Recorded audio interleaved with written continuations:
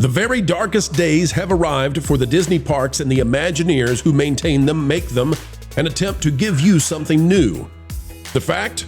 Well, people are not amused by what they are attempting to do. Time and time again, they want to destroy the attractions you love and replace them with tragic, well, frankly, with a lot of mud. Today, we're going to tell you what it is that caused the Imagineers to lose their way, and we'll show you what's coming their way from Epic Universe.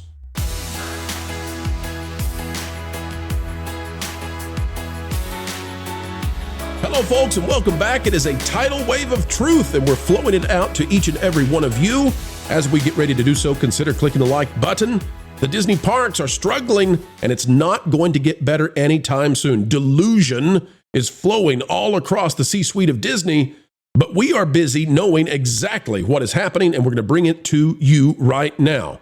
Get ready, folks, a deep dive behind the curtains of Imagineering and what went wrong all along, destroying the future of Disney parks. All right, folks, let's go to That Park Place. Yet again, it's thatparkplace.com, the website that if you're not yet bookmarked, well, you should be.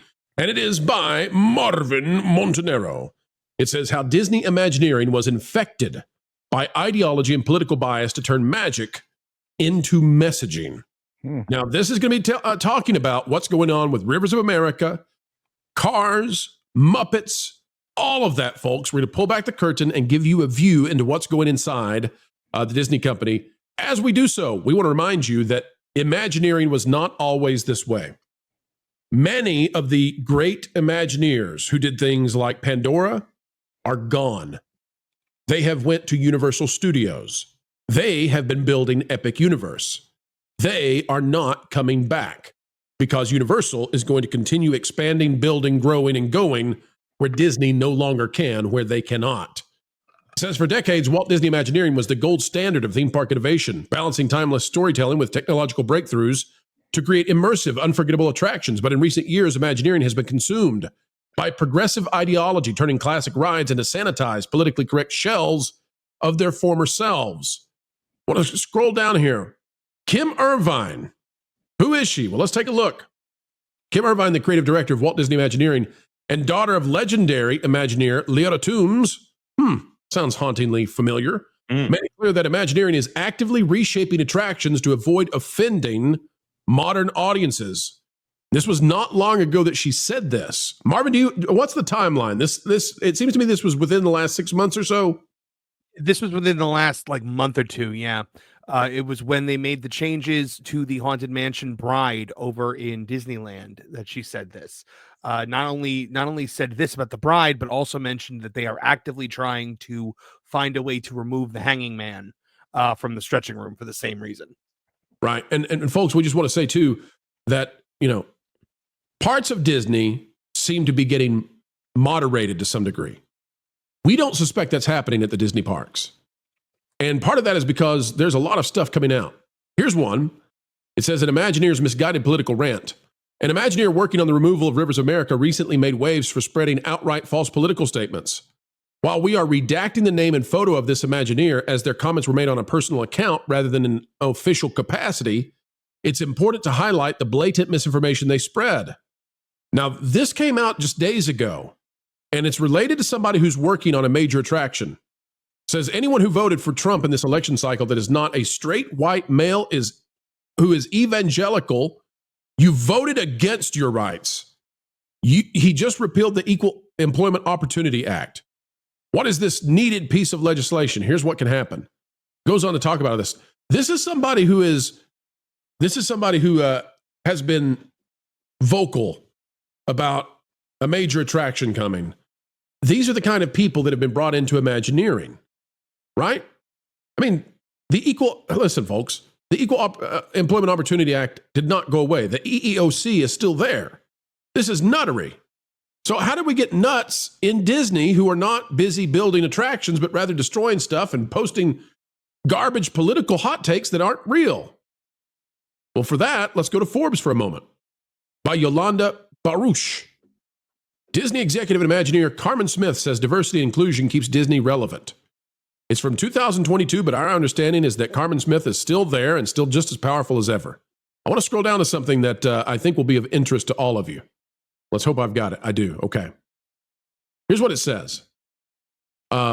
Regarding Splash Mountain, which, by the way, maybe we can get that pulled up. Jonas or Marvin, can one of you pull up for me the live wait time? I don't have it, so we're that confident. Pull up the live wait time for Magic Kingdom queues, and let's see how popular Tiana's is today. It says Carmen Smith serves as creative executive for the new Tiana attraction and is the senior vice president and executive creative development, product content, and inclusive strategies for Disney Parks Experience and Products. Man, you're going to need a big plaque for that title. Her duties encompass holistic global application to ensure that all Disney products and experiences are inclusive for its guests and consumers worldwide. Smith is responsible for guiding global relevance assessments to identify issues and address concerns. Advises on content to make sure Disney's stories, characters, products, and experiences are culturally accurate, authentic, inclusive, devoid of stereotypes, diversifies external partnerships and collaborations, and ensures thoughtful representation and engagement through the creative development process. Carmen Smith, in my estimation, and I'm allowed to have an opinion on this, seems to me that Carmen Smith transformed Imagineering. And it seems to me now, the people who are there over Imagineering, that they're not able to do much with making magical things. So that's my assessment. Before we go any further, let me get the panel's thoughts.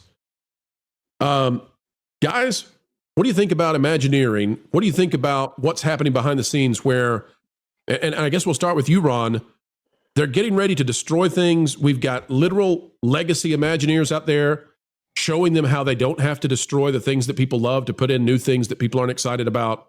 It's perhaps the darkest time I've ever seen for Disney Imagineering. What say you, Ron? No, yeah, first of all, it's just incredibly sad. This is a literal American tragedy because Walt Disney, a lot of people don't understand how important Walt Disney, the Disney company, the Disney parks are to the history of the United States of America. It plays in bigger than I can go into in this discussion. But it's extremely important. Walt Disney World is, or at least has been in the past, I think it is now, the number one vacation destination for people of the entire world, the entire planet.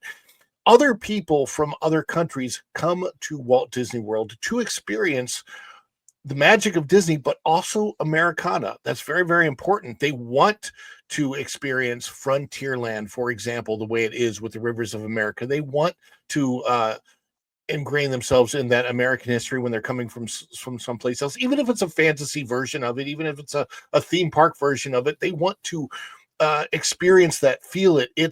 That is the magic. Imagine it. One of the things that I always compare it to is the fact that when you walk into Epcot, back in the day, Imagineering was so precise with what they visualized that when they were building Hollywood Studios and they were building the Tower of Terror, they realized that the Tower of Terror was going to be in the skyline of Morocco at Epcot. And so they designed the backside of the Tower of Terror to look like a Moroccan building to fit in when you're seeing it from Epcot. When you look at Morocco and you look at, you can't tell that that's the Tower of Terror because it's a building that fits into the skyline when you're looking across the lake there. It's amazing what the Imagineers used to be. They used to be all about the guest experience. And it just seems like lately they don't care about the guest experience nearly as much as they care about their own personal feelings. That it was, Imagineering wasn't about your personal feelings back in the day. It was about how is the guest going to feel about this. I remember even a story when Michael Eisner first came in. And it's a funny story. He had his son going on some of the rides at the Disney parks. And one of the Imagineers said, I'm taking notes from a 14-year-old now, but he understood, like, that's the guest. That's the person that you're making this product, this experience for. It is for families. It is for people to enjoy. It is for people of all different walks of life, all different beliefs can enjoy what has been at the Disney parks forever, and they always did. I never personally ever heard a complaint about Splash Mountain being something other than a really, really fun, enjoyable ride with a fun story of the Briar Rabbit. And that's all I ever heard about it. It was extremely popular ride. Rivers of America, beautiful. Tom Sawyer's Island. The vast majority of people experiencing Walt Disney World and Disneyland and the other Disney parks for years, all they ever talked about is their experience. Maybe over the last decade or so, or I don't know, 15 years, a very small handful of people have complained about, oh, this looks like maybe it's problematic in today's world. Walt Disney World isn't built for today's world. It's built for all time. And the Imagineers today have seem to have lost that. I've seen a lot of posts on X from the Imagineers of the past, the classic Imagineers, the famous Imagineers, even one that I just saw in person the other day at Epcot, complaining about the direction that Imagineering is going today. It just doesn't feel the same. And my last thought on this is that I've seen 2 videos recently of a young Imagineer at Walt Disney World. She was working on, I think, the new version of Test Track. Seen that video compared to another young, not Imagineer because they didn't work for Disney, as a Universal person, and they were talking about Epic. Very, very similarly done videos talking about their day. I would just like to say that the person working on Epic Universe was talking about the product that they were building, talking about how amazing these things were going to be, these experiences for the guest. The person that was doing the video for Disney was talking about herself, her lunch, her life, the meetings she had to go to. None of it was about the product that the guest was going to enjoy. And that seems like the direction that all of Imagineering has taken, is that now it's becoming about them and not about you, the guest that wants to enjoy this and pay your thousands and thousands and thousands of dollars to go on a Disney vacation. And folks, we had told you that we would show the wait time for Tiana's Bay Adventure.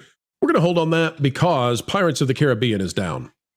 So whenever we have an attraction that's down directly beside another attraction, we tend not to use the wait time because it's screwed up at that point, because everybody that got dumped out of that line, they go to the next closest ride to find something to do. They're aggravated. They're annoyed.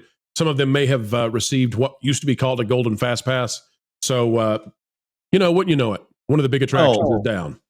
I'm also going to point out, Under the Sea, the Journey of the Little Mermaid right now is at 55 minutes. That's someone provided me that information. I think they don't want to be named over here, but there's a lot of unusual activity at the park today. I'm not excusing the Tiana thing. Big Thunder is also down for the entire year, which is a travesty. Probably my favorite Disney roller coaster there. Big Thunder. Well, the problem right now for Disney is that if you have Pirates of the Caribbean down and Big Thunder down, then on the entire west side of Magic Kingdom, you have 2 rides. You've got Jungle Cruise and you got Tiana's. The Cinderella meet and greet also above an hour. Peter Pan's Flight above 80. Seven Dwarfs Mine Train above 80. So the Tron Light Cycle Run, no shock there. 95 minutes, longest wait time in the park for a less than 1 minute ride. You spend more time trying to get into the seat than you do riding the ride on that. You also sometimes see the Tiana's queue go up because the ride is constantly stopping and breaking down, which is another thing to keep in mind when it comes to Tiana's. But now my thing with all of this, everything, Kim Irvine, I think self-owned when she said, well, it's our job to change things. Like, no, Kim, it's not. It's your job to enhance things. It's your job to create new things. It's not your job to change the things that were, that already exist and things that are beloved. And she full on said it. And I'm like, your mother was a legend. Your mother is immortalized in the Haunted Mansion. She's one of the gravestones. She's Madame Leota. She's little Leota. Like you should know this more than anyone, what the role of an Imagineer is supposed to be. The Magic Kingdom, I think people look at it wrong. a lot of times, because when you look at the themed lands of the Magic Kingdom, I think they all think that they all tell a different story, and they don't, because there is a specific order that if you do it, the Magic Kingdom tells you one story, and that is, you imagine it like a film. You enter in through Main Street USA, and that is your opening credits, and that is the reason why all of those names are up there in those windows, because it is the names of the people that created this story, this film, this show that you are about to experience. And it's the end point, right? This is America at turn of the century, and we are now going to show you the story of how we got here. You go in the main hub, you go through Cinderella Castle, and Fantasyland is designed after old world Europe. There is a section of it that is more Bavarian, with Snow White stuff. There is a section of it that is more British, which is Peter Pan. And as you move into the British side, you come to the portal that takes you into Liberty Square. And that portal that sits right by the Columbia Harbor House, it takes you across the Atlantic and into Liberty Square. And now you're at the founding of America. And the rivers of America are meant then to symbolize Western expansion. The rivers of America, you follow the rivers of America, and it takes you into Frontierland, which shows you Western expansion and the founding of the nation. Adventureland then takes you into Caribbean exploration. It takes you into the thrill of human adventure and discovery, and the drive to learn more and to experience all this world has to offer. And then you cut across the hub once more, and you end in Tomorrowland, the future.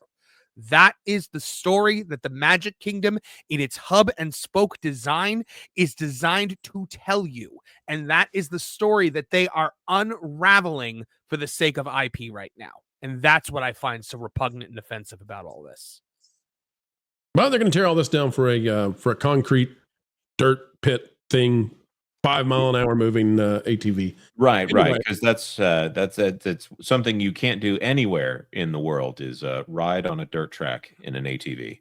That's right. Well, I mean, it's not quite, paving paradise to put up a parking lot. It's paving paradise to put up a terrible attraction.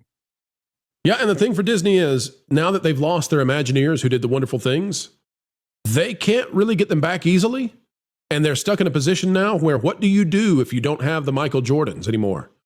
Well, if you're Disney, you got to sit there and suffer, because their former legacy, creative, amazing Imagineers, they're actually out there posting online how they would fix this problem. But Disney doesn't have them hired. And Disney doesn't have the leadership to change course at this point, it doesn't seem. And perhaps the darkest days of Disney parks is on the way, because the Imagineers are incapable. By the way, as we get ready to wrap this one up, I do want to say, I have seen the posts from the Imagineer that many people are calling out, who clearly has TDS at a level that is shocking. We're not going to put them on the screen. We have too big of a megaphone. That person has gone private. But I'll just say that if I had somebody around me in my orbit who was that loony, I don't know how you can be creative if you're that adamant about politics. If you see the world that blatantly binary and you have that kind of vitriol, I don't think they see the world binary, Pro. I think that's some of the problems. Yeah. Good point about that. Jonas is going to show this to you. This is from our good friend BioReconstruct. BioReconstruct does a phenomenal job. Go to the beginning of it, Jonas, and just full screen it. No audio. We'll just play it.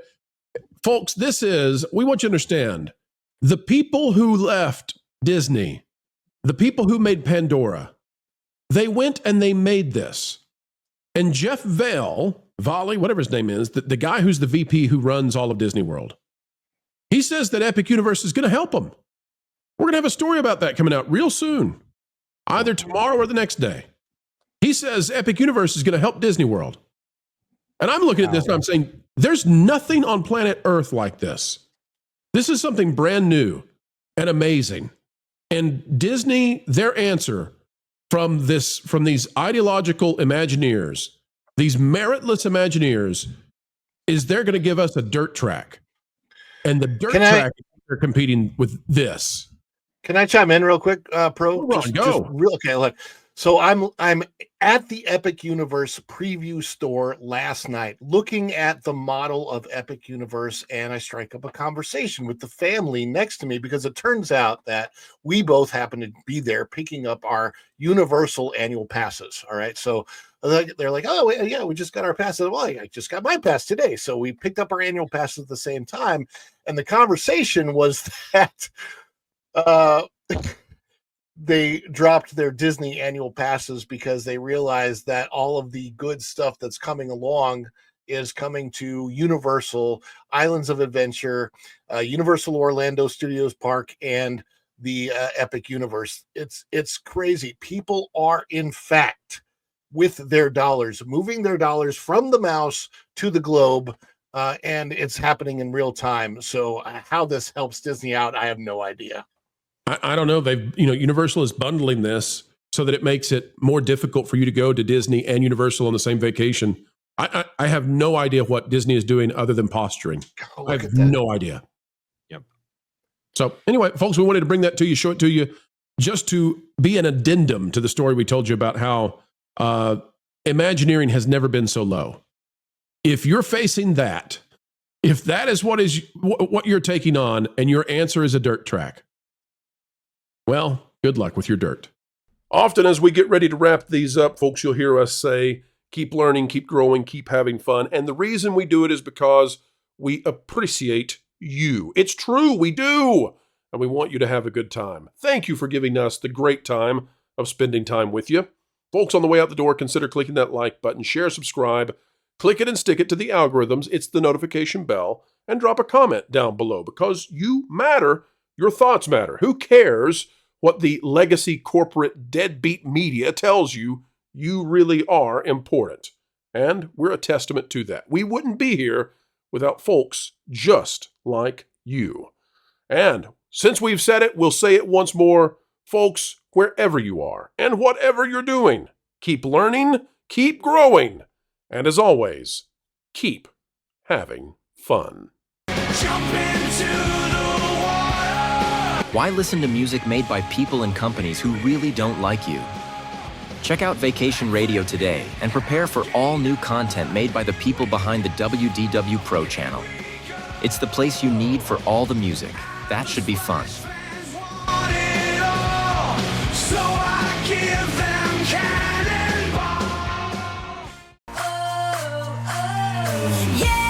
Hundreds of songs, every genre you can imagine. Listen live on YouTube and enjoy a set list that's always sunny. It's Vacation Radio.